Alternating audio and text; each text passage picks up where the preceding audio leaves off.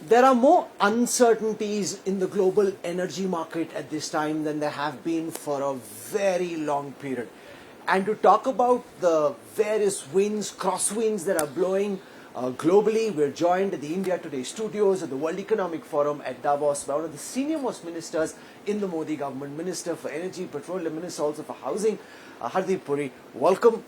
You are, in some senses, the Davos man. I mean, you haven't been coming to Davos too often, but your career in your life so far has prepared you quite well to be here and to make the most of the Davos moment. How have all the conversations at the World Economic Forum been for you, Minister, so far? No matter which sector of the global economy you view or try to do a response to your question, I think India is the story. I think India has seized the moment. It is very much occupying attention and interest in the global business community, in all the other related activities which get covered here, technology, health, etc., perhaps for different reasons. You talked about uncertainty in the global energy markets. Before you do that, I've been coming to Davos longer than most people. I've been a participant or an active onlooker in this process since it was called the European Management Forum. It predated Davos, but Davos is the location. Look, uncertainty is not new to global energy markets.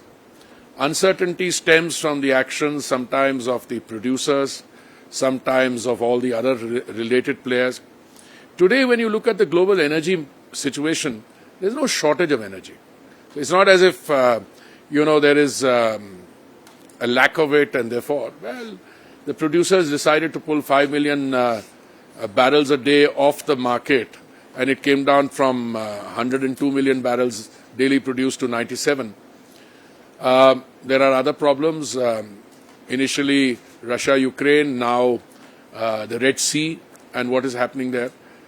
But I am reasonably confident. I am sure that anyone you invite here for a discussion, it would be delusional for that person not to endorse your characterization of anxiety, but people are not really worried. So let's spend some moments on things which are worrying me, and I want to hear what you have to say about it.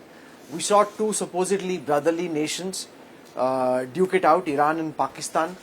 Pakistan now responding with strikes inside Iran, this on the back of Iranian strikes on Pakistani soil, quite unprecedented and surprising. This at a time when leaders of both countries were at the World Economic Forum at Davos, and interestingly they put out a picture around the time when this happened. What are you making of that, Minister? Look, I think there is a centrality there in that thread.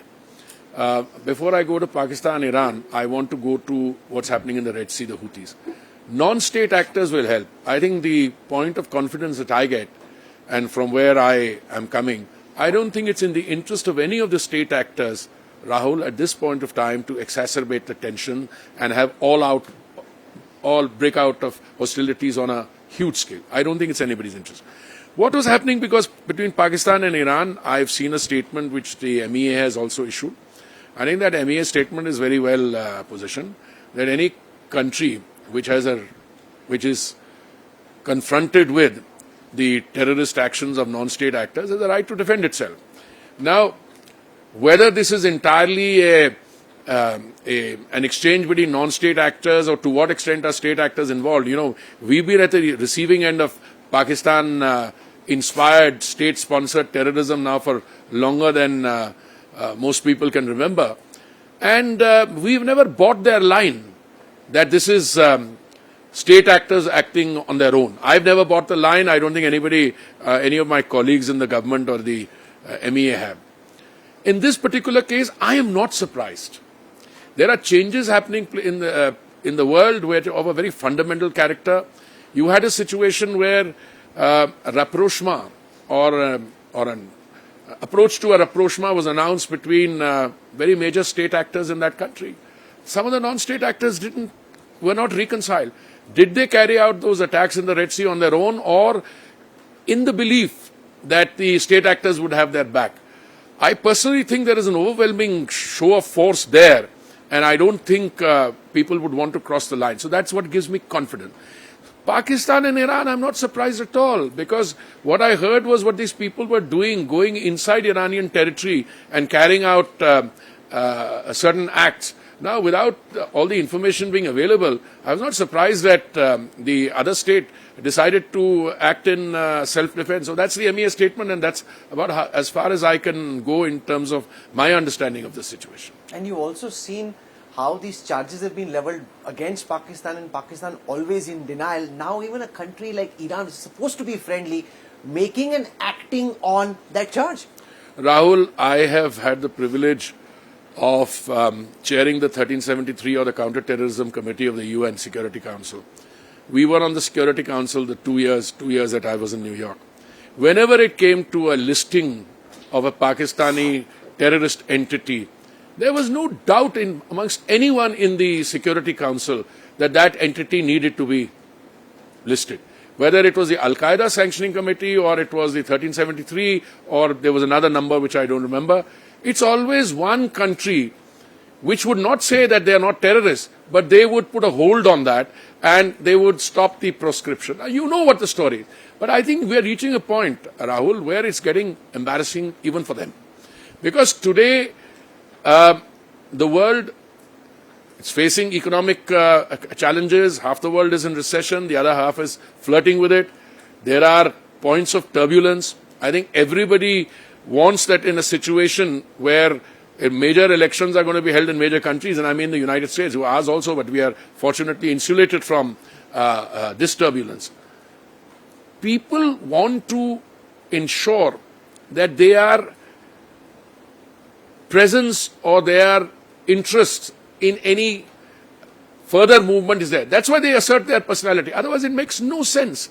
I mean, if at all somebody had to do destabilization, then why stop at Hamas? There are outfits there with 20 times more lethality than Hamas available, which could have been used. So I don't buy that. I think there is inherently state structures want to calm the situation. I want to come to the Houthi situation. The president of the World Economic Forum, Borge Brande, was sitting exactly where you are on the first day of this WEF, and he said that he feared that oil prices could rise at least between $10 to $20 on the back of what we are seeing. Now, how do you think, Minister, as somebody with the diplomatic perspective and as energy minister, given that there is this desire that you need to do more, it's a very small militia, of course, but there's a desire you need to smoke them out, do more, and the consequences potentially of escalation? I don't subscribe to the potential escalation theory for a variety of reasons. Today, prices. You think it won't escalate? It won't escalate. 17. I'm not deliberately trying to calm the sentiment. Look, today prices are at 78, 79, partly because of this. All the production cuts that they tried, taking 5 million barrels off the table, doing all that. Today, what's happening on oil prices are 2-3 very simple things. Many years ago, one car in 25 used to be an electric vehicle. Today, Rahul, one car in 5 is an electric vehicle. Okay? Today, biofuels have taken off as nowhere. I think one of the most significant, not as tom-tommed as some of the other discussion, was the biofuels roundtable here. There are people seriously talking now about sustainable aviation fuel.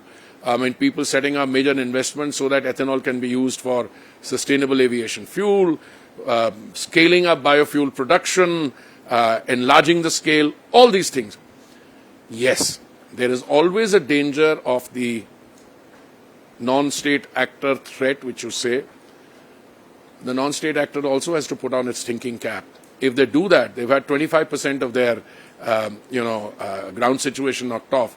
There won't be any hesitation, and no one is going to come to their defense. I don't think this is because today. But you are ascribing rationality to. No, I'm not. I think even amongst destabilizers, there is a cost and benefit. So I believe the gentleman you named is an old friend of mine from before his World Economic Forum days, from my days when he was Foreign Minister of Norway and earlier. Yes, I think it's good for statesmen to talk about the threat and how oil prices could go up. But I was with the president of the International Energy Association, and both he and I agreed that yes, there is a cause for tension, but it doesn't lead to worry. And I think, to use a pun, we'll navigate around it. Doing a long navigation. Yeah. Now, there was this story which came out which you denied about the prospects of oil prices coming down in the build-up to the elections. Now, what are you making of the prospects that India is heading into elections and that there could potentially be a reduction? No, first of all, I have never subscribed to the theory that an election is a coefficient which determines the price of petrol, because if that were the case, all 5 years, till we get the one country, one vote, we will go on having elections all the time. No, we don't tell the oil companies what to do. As a government, we can reduce the excise, which we did on 2 occasions, November 21 and May 22. And we did that. The oil companies, OMCs, had substantial under-recoveries, and yet that resulted in the 2 years, 21 to 23, of oil prices in India at the bunk, maybe Japan's another case, coming down. Throughout the world, they were increasing. Why? Because Mr. Prime Minister Modi reduced the excise duty even at a time when we were feeding 800 million people 3 meals of dry ration in a day. Today, I think the oil companies in the last 3 quarters have done well. Their 4th quarter results will be available. So this speculation which is coming is based on that. But on the other hand, if you are talking about uncertainty and oil prices going up at $10, $20, then you're clearly, that is something that would be taken into account. But I'm a person who's cautious in these things. Going forward, if this Red Sea and other things are turning, and if the 4th quarter is also good next year, then maybe the oil companies can think of a situation where I think they're still having under-recoveries in diesel. Lastly, as far as the buzz around the India story is concerned, there has been some talk of how Davos has become India was with the number of India lounges at the pavilion. In all the conversations that you've been a part of, what is it that you think the world is looking out to India for, and what is it that India needs to be wary of? Look, I don't think we need to be wary of anything, and people don't come to Davos for altruism or philanthropy. They come to here to network, to meet people, and to get business opportunity. They see a great business opportunity, and I think they see an Indian trajectory which is social inclusion, financial inclusion, use of technology, very fast-growing economy, over 7.2% last 3 quarters, and the great potential of what it would be going forward. How many people with purchasing power, how soon will you become the 4th largest economy, the 3rd largest economy? I think that is what people are betting on, and that is what is resonating here. Well, you have a packed schedule, and there's some ministers, I'm told, who are waiting for you, and some top CEOs as well, so I won't hold you any longer. Thank you, Rahul. Thank you very much.